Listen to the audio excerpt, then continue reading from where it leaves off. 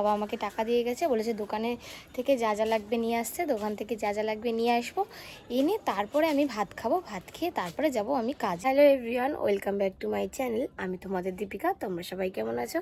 এখন কিন্তু ঘড়িতে বাজে প্রায় 9:30 মতো, আর আমি এই কিছুক্ষণ আগে ঘুম থেকে উঠলাম। উঠে সবে বিছনাটা তুলেছি।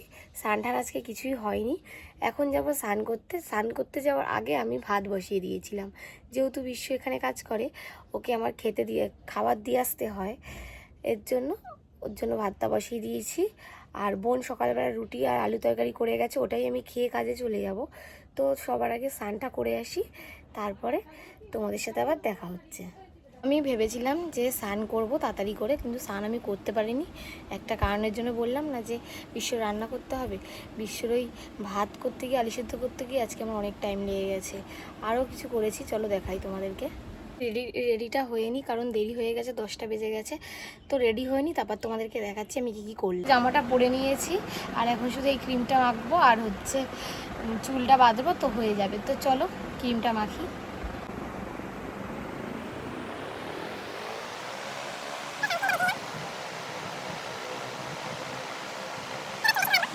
কী করলাম সেটা তোমাদেরকে প্রথমে দেখাই। তো চলো দেখাই।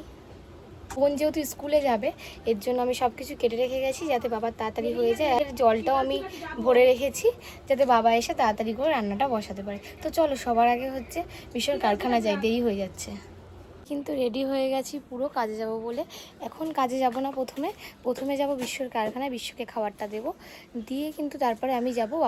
তো চলো, বিশ্বর টিফিন গাড়িটা গুছানো হয়ে গেছে, এখন যাব বিশ্বর কারখানায়। তো চলো যাই। এদিকে দেখো আলু সিদ্ধ করেছি, আলু আর ওল সিদ্ধ করেছি, করে পেঁয়াজ আর লঙ্কা দিয়ে মেখেছি, আর মাছ ভেজেছি, আর এদিকে ভাত করেছি। আর এদিকে উচ্ছে আলু কেটেছি, আমরা কেটেছি ডাল করবে, যেহেতু বোন যাবে আবার স্কুলে। আর এদিকে লাল শাক কেটে রেখে কিন্তু বেরিয়ে পড়েছি ওদের কাজের কারখানায় যাওয়ার জন্য। আর আজকে খুব লেট হয়ে গেছে, তাড়াতাড়ি করে যেতে হবে। তো চলো যাই। তো এখন যাচ্ছি দুজনের ঘরে ভাত খেতে।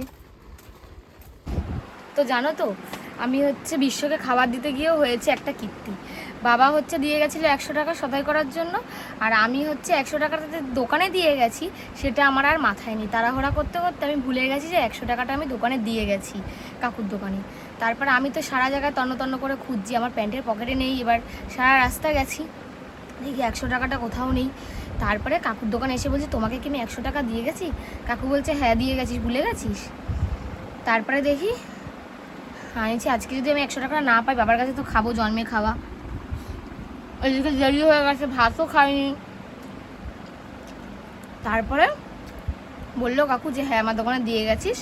তারপরে জিনিস নিয়ে এইমাত্র আসলাম। এখন 11:15 বেজে গেছে, কখন কাজে যাবো জানি না। তো এখন মাছ ভাজা আর আলু সিদ্ধ দিয়ে খাচ্ছি, খেয়ে এখন যাব কাজে। তো আমি তো গেছিলাম কাজে, কাজ দিয়ে বাড়িতে গেছিলাম, বাড়িতে গিয়ে খেয়েছে কোনোরকম। বিশ্বদের বাড়িতে আবার এসেছি, ওর কাজ হয়ে গেছে। এখন ওদের বাড়িতে এসে ওকে আবার ভাত খাইয়ে দিতে হচ্ছে, খাইয়ে দিয়ে আবার যাবো আমি কাজে। তো অনেকদিন ধরে খাইয়ে দিই না, তাই বললো, তাই খাইয়ে দিচ্ছি। এবার